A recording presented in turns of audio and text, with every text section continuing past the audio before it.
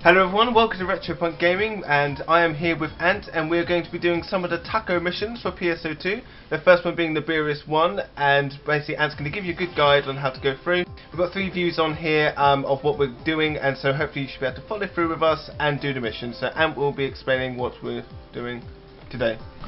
Okay, so this is Clotho. This is who you want to go to get your client orders for the TACO missions. Today we're going to be doing marathon training in Naberius on hard or very hard? I thought we'd do it on very hard. We did it on hard. No, we did it on very hard. We did it on very hard. So when you find the right one. There we go. So yeah, so you want to it's let's see your determination 1. That's the first very hard one. That's Naberius 1. You can also do it on normal and hard. They have different names, the client orders. We're doing let's see your determination 1 for Naberius 1 on very hard. Pays out 180,000. They reset weekly. Takes about 15 minutes. Pretty easy way to make nearly 200,000 myself. Definitely.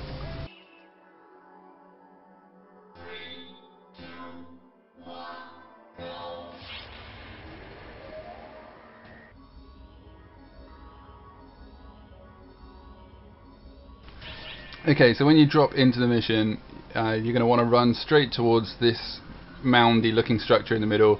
2 of you need to jump up, hit the buttons on top, and then run 1 to the right, 1 to the left, and hit the button in the back of the room. Don't need to kill any of the enemies or anything, literally just run in, hit the buttons, and then come back to the center here. Run, Raffy, run! And then once you get through the gate into the next area, you're going to want to wipe out all these enemies, which slowly unlock each one of the 4 teleporters. Each one of those teleporters will take you to a new area and put you into a different corner. For time efficiency, you're probably going to want to go in a separate one each and then clear your respective corner. There's always going to be one person that tries to clear it a little bit faster just to act like the big shot. That's usually me. You do so much more damage than everyone else. Yeah. So like half an hour trying to destroy one fucking creature. Yeah, so eventually they'll all open up. It'd be good to communicate with your team. Obviously, if you're playing with a bunch of randoms online, that's not always that easy. You can end up with 2 people going through the same teleporter, but it doesn't really matter as long as you clear all the enemies. That's all you have to do in this particular area to open up the teleporter. There's a teleporter in each quadrant, but they all go to the same place. So it doesn't matter where you end up last or who finishes last or whatever. I think the enemy spawns are the same, but I might be mistaken. No, it looks like you get to the stupid spitting birds on one side. Yeah, I think they're all different. Either way, they're all just standard enemies. No one gets any nasty surprises on this one. What, like a boss each? Yeah. Like we had to do the other day. Yeah, some of the later TACO missions become a bit more tricky. We're going to split the videos up and do a single video for each TACO that will release periodically once a week. I think we're going to try and do once a week anyway. We're not particularly organised. Oh, okay. So once you've cleared all the enemies in this area, it opens the teleporter there that had the red around it, and you want to come in. I mess up a little bit here because it had been some time since I've done them, but basically one person needs to turn around, run back in the teleport they come from. That will bring you back to these teleporters. You want to go once to the right, run through. You need a melee weapon here, and for some reason I didn't have my gun slash on me, so I tried to shoot them down. That didn't work, so I punched the grass down. You need to clear all this grass. Once all the grass is clear, it will reveal a button, and then do the same again on the other side, which I actually forget to do.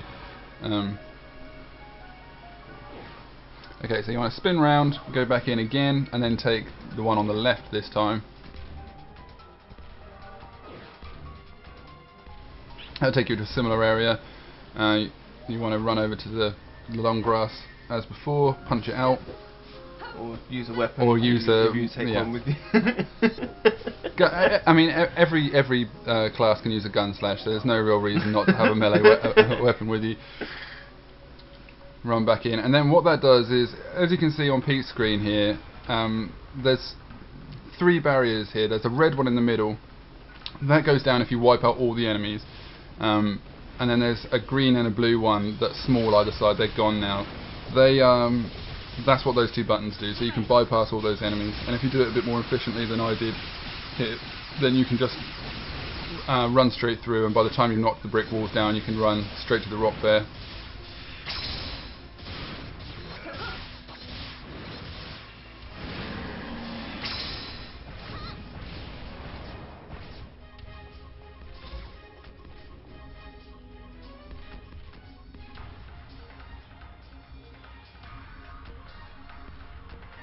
Okay, so when you come into Tundra, straight in front of you is going to be a load of colour-coded buttons that operate the different gates either side, to your left and right. You can do it with 2 people by hitting the buttons once and making a run for it, but obviously it's easier if you have someone stay behind and operate the buttons. If you go to the right, which is what Matt does, yeah, all you have to do is run straight to the back, hit the button at the back, and then jump your way back to the middle. If you go left, like me and Joe, you want to run to the back again, and then kill the enemies. And as you kill the enemies, that will activate or reveal the switches as you go, and also activate the jump pad so you can get back. Be sure to break all the snowmen looking things, because you occasionally get the hidden switches behind those, and once if there's 4 of you, it doesn't matter, because you can always have someone hit the switches and get back through. But if it's just the 2 of you, you want to make sure that you've done everything you need to do in each area before jumping into the back towards the middle.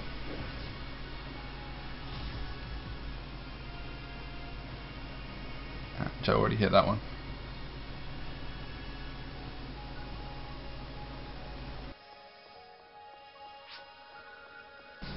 Yeah, so see there, I hit the little mound of ice. That's not activated yet because there's still an enemy somewhere.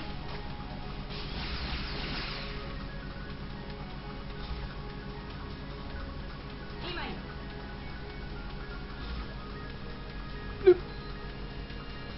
Matt came down here for some reason. Came to help out, man. I didn't know what's going on. So now you want to kill the enemies in each area and move forward. This back to the center area that you are now. Moving past the switches, past the red gate that goes down after hitting the red switch on the right. You'll move into an area with a couple of enemies, a Gorongo, which I can't stand, and then you'll want to split up again. Gorongos are so fucking irritating. Yeah, I can't stand riding that Malmoth. Yeah. You're doing extreme amounts of damage. I do about 3 times that now. Really? Yeah. That's insane. The only way I can do anywhere near that amount is with Naberius.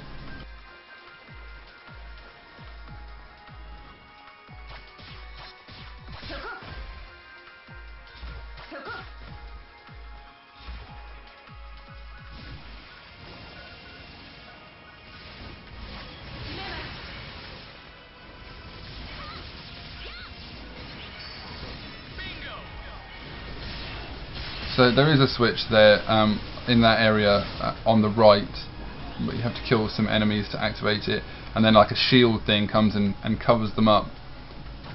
At this point I actually said to Pete, go with Joe so that someone can film what Joe's doing, and he just completely ignored me. So you can't see what Joe's doing, but if you look on the map you may be able to see him and the area that he's gone to. I think Pete eventually understands what I'm trying to say. In this area, which only takes 1 person and not 3 usually, there's just, I think, a Gorongo, a Malmoth and a Rappy or something. Just kill those. That'll bring the red gate down there so that you can activate that button. Yeah, Pete has now run back to where Joe went to hit the other switch, but just similar thing there, and that switch will activate the jump pad to take you over to the next area. Hit that one and mag food on the floor there.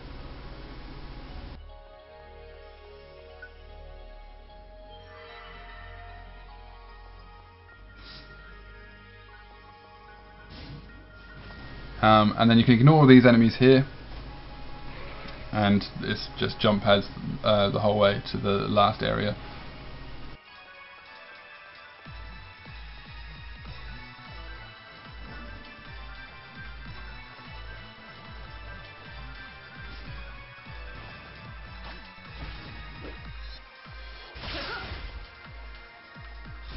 Sometimes you get a red box there. That's why I think I was saying that at the time. That middle box can sometimes be a red one, which has, I think, shifter into band. Maybe drop.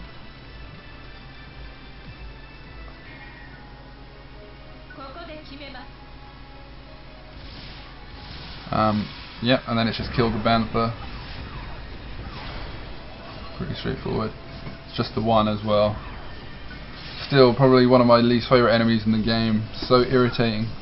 It moves so quickly, don't they? Yeah, it's like when you're trying to hit weak points as a gunner or as a ranger.